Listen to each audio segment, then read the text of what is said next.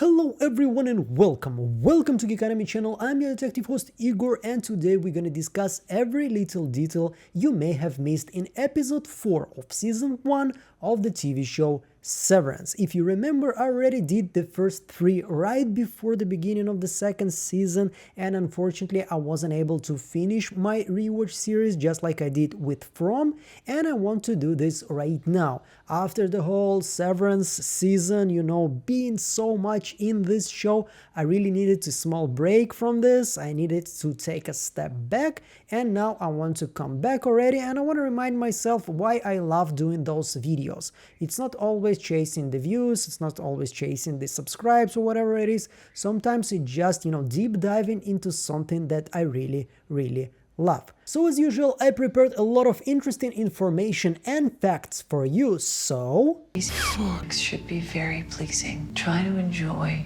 each equally. just to remind you, I'm doing like a mirror chart where I put all the information that I deem important. It will help me to make better videos about future seasons, and if I'll have some interesting theories, I will use this board. So some of the details that I find right now are not really important for the video. I'm just showing you, like, this is something you can find on the board. Like, I'm doing, for example, all of the technologies that have Lumen's logo. So we have, the cassette tape here when audio is being recorded, when Milchik is breaking, Helly are in the breaking room, we have the cassette there. We have, a new person that we never heard about, Alice K. I'm just putting some names in case they will be important in future seasons, and I know it's a very small chance, but still, if by any chance Alice K will be mentioned again in season 3 or something like this, I will know how to find her very quickly. So this is the details, the color grading, we talk a lot about it, the green and yellow combination, the blue and red combinations. Every time those colors are really prevalent, I'm putting there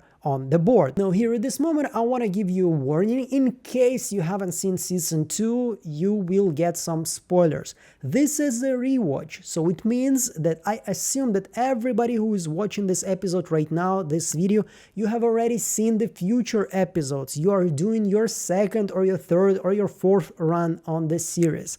Okay, so you have been warned. In case you haven't seen the TV show, go watch it and then come back if you still want. Now if you can see here, when Milchik is breaking here Helly, he is getting some kind of a diagram basically, and I thought it's something similar to polygraph, probably her heartbeat. But then again, think about what we already heard in both seasons about the tempers, how they need to be balanced. For example, when Helena after episode 4 is coming back to Lumen Industries as Helly are in season 2, Drummond is telling her that your tempers are being balanced. And when Miss Casey is being tested by the nurse from Hell, we can also see some kind of a weird machine, which is very resembling something that Scientologists use.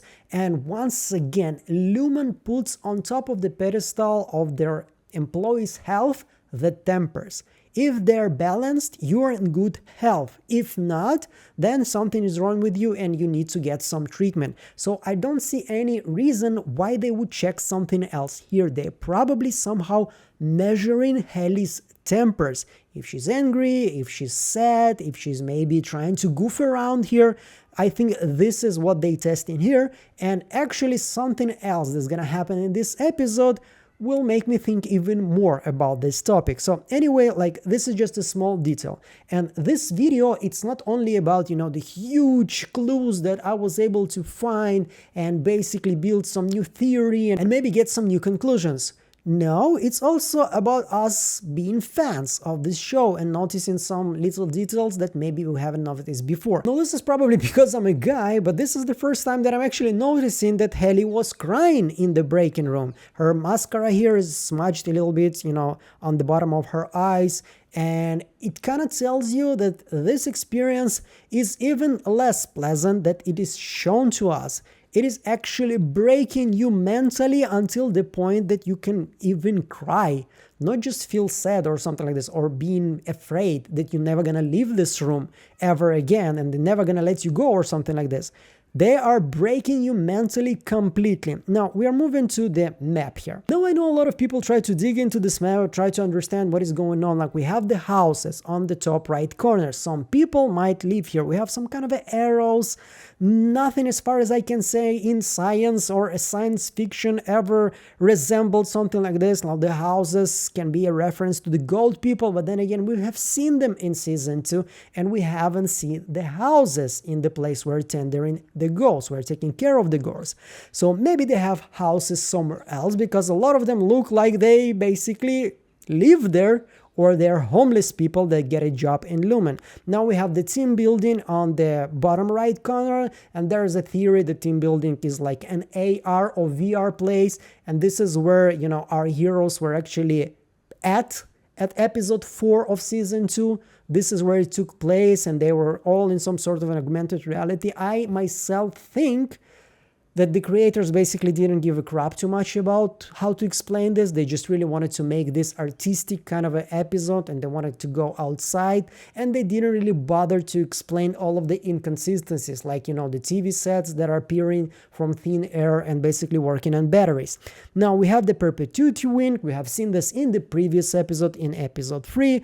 We have the OND here encircled on the left bottom corner, and you know what, we also have the map that Bert gave to Irving, and I tried to actually match those two. As you can see, there is a symbol that is similar to what we have on the previous map. It looks like a desk and something on top of it, and here it's like a desk and something is under it. Like, you can see those two, they kind of look similar, but then again, if you compare them, and MDR is in a completely different place somehow, and I wanted to understand how you go from MDR and you get here to OND, and we don't have a map here.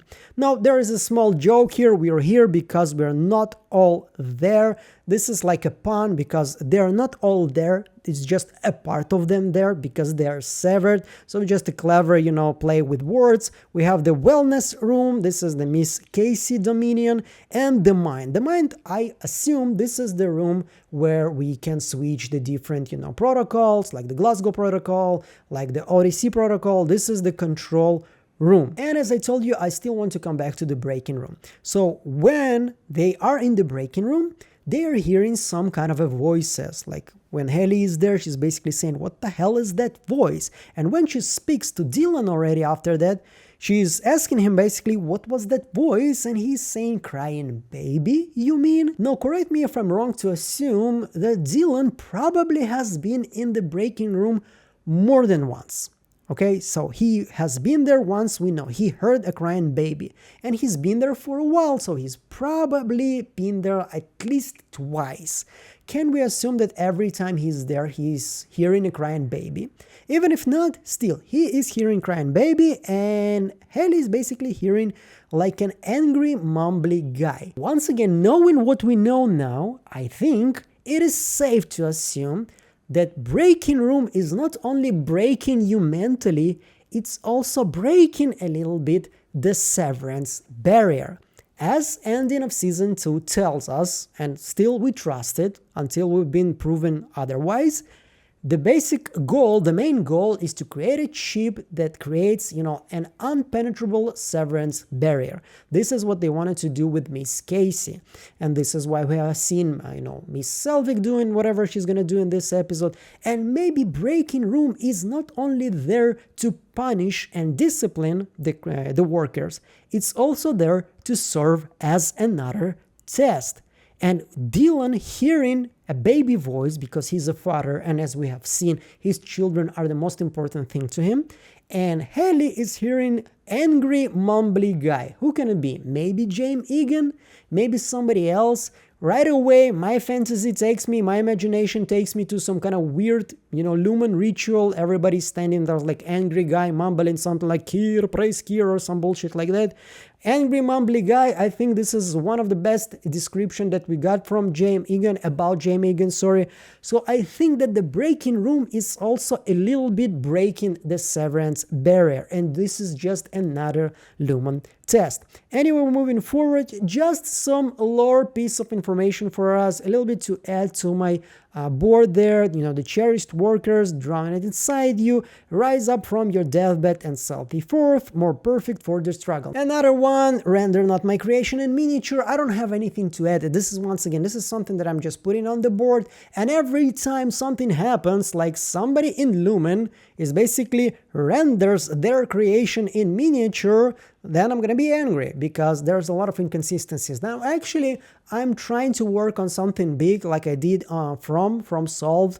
I want to do something like this for Severance, and those videos are actually gonna help me with it because I want to gather a lot of information in order to build some kind of theory that I can be proud of, and it's not just basically my imagination, and that's it. So everything here will basically hopefully serve this future video. Like, the work is mysterious and important. I just wanted to put it here because this is just, once again, this is like an Easter egg for fans. We love it, we know it, we heard it many times. I know that a lot of you have t-shirts with the work is mysterious and important. Now, once again, be content in my words and daily, not in the scholastic, I hope I pronounced it correctly, pursuits of lesser men.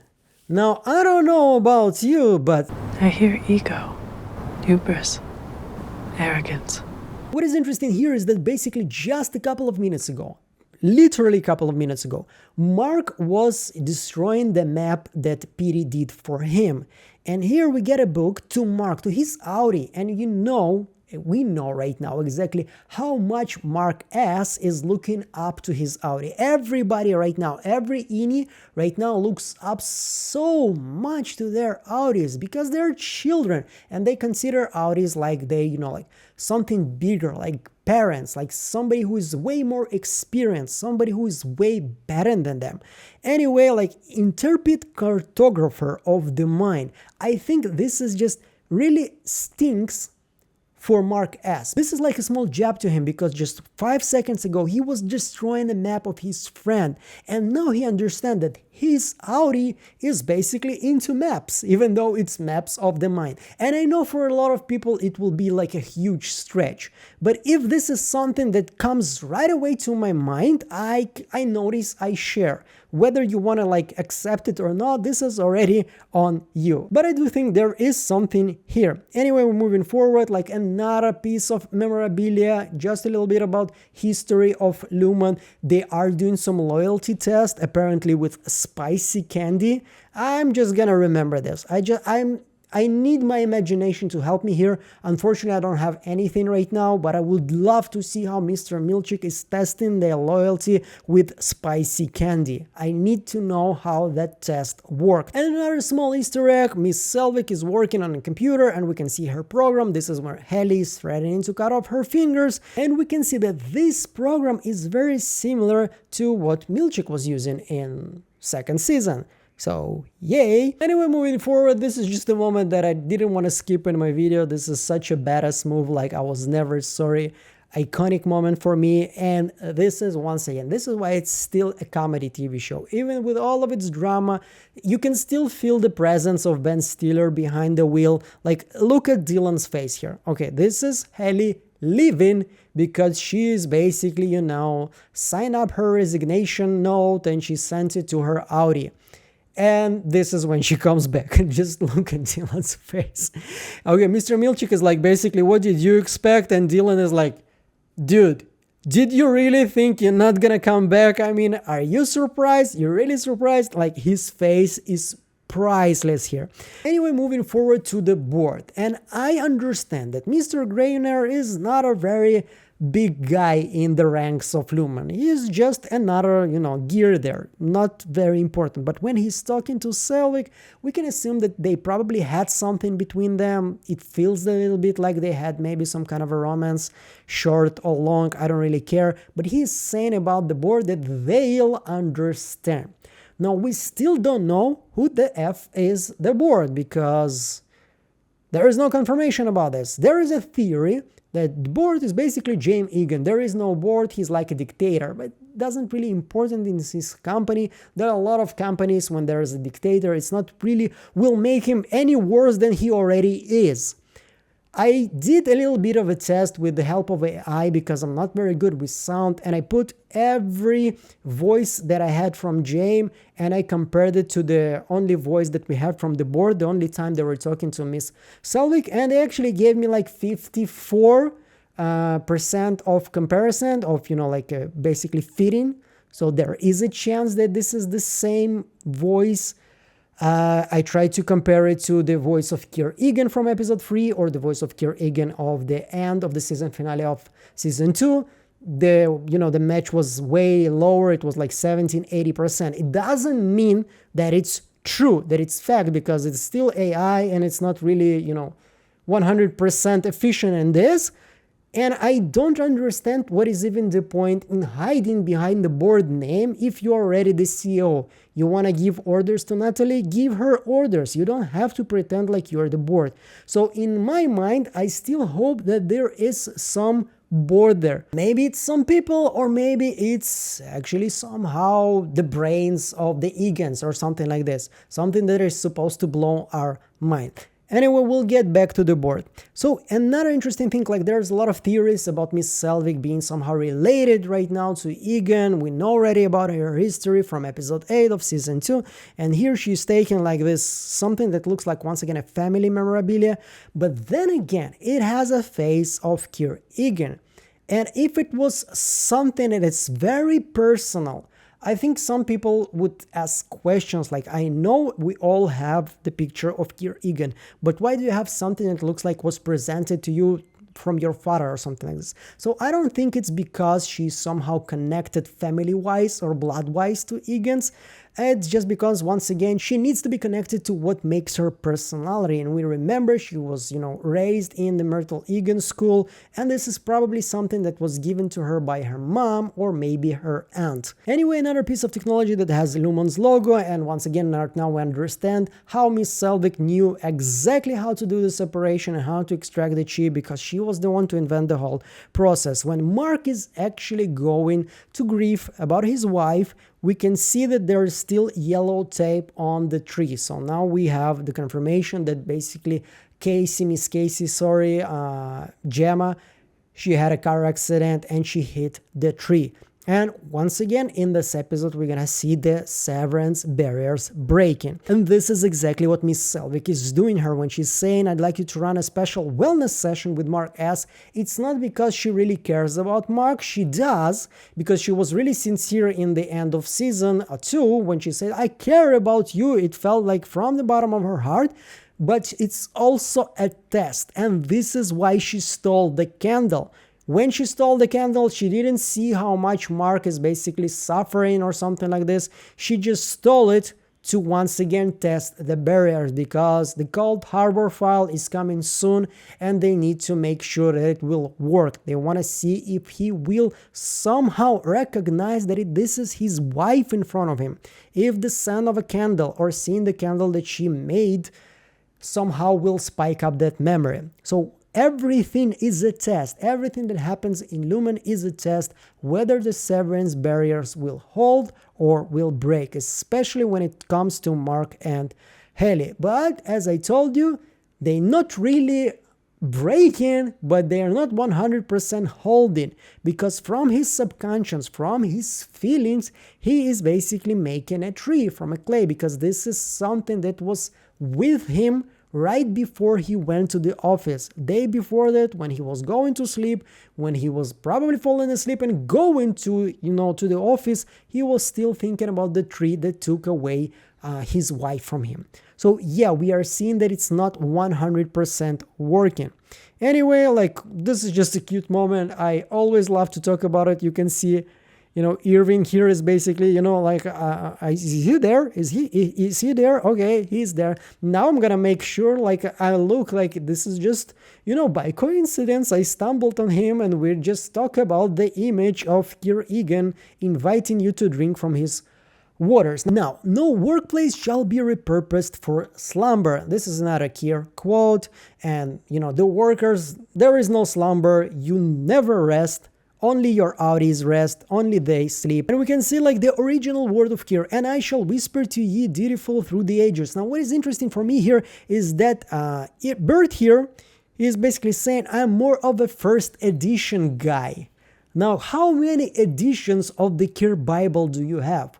How many years this dude was alive? I mean, if you haven't seen my history of Lumen, you should go and check it out. This is one of the videos that I'm really proud of, and I put a lot of effort in them. And this takes all of the history of Lumen in one video, and I did a lot of research to make this video. So if you want, go and check it out. But you probably, if you're watching this one, you already have seen the rest videos. In your noblest thoughts and epiphanies shall be my voice. You are my mouth, and through ye I will whisper on. So this is the first edition. Now think about this. When I'm 10 centuries demised. First of all, two things that we can take from this. The first edition, there's a first edition, there are more editions. So were there even Kier Eagan? If he was he even close to what people are telling about him? Or maybe he was just some dude. You see, there are so many parallels between Lumen and Scientology, then it kind of makes me think that maybe Lumen is full of shit and they basically didn't invent anything through the years. Nothing. They made a fortune through ether, which was a drug, recreational drug, you know, for people who are sick and for people who want to rest a little bit. And then they just, you know, started to monopolize a lot of shit, and this is how they became rich. The only thing they were able to invent, this is the Severance ship. This is the first time they have some kind of a revolutionary technology, and it's not even them. This is Miss Selvig who done this, Miss Cobell, whatever you want to call her. So there are so many inconsistencies between what Kier Eagan has said through the years, with himself even many times, him being poor, and then we can see on the image that he was definitely not a very poor man when he was a kid, and especially even later when he had his business and everything else. So was he even real or alive at this point? I don't even know. Was he even real? Did he really exist? This is the question that I really need to answer. And the second thing, if he did exist, through his voice in episode 3, whether it's real or not, because I still don't get an answer, who was voicing Kier Eagan in season finale of season 2? You know, I understand it was the actor, but who was it in the movie, in the TV show? Which character? Who was having a conversation with Mr. Milchik there? Like, what? He's somehow alive or something like this? Because if he is, when I'm 10 centuries demised, we have every time, almost every time he is speaking, we can hear in his voice the desire for immortality. He really doesn't want to be forgotten. He really doesn't want to die.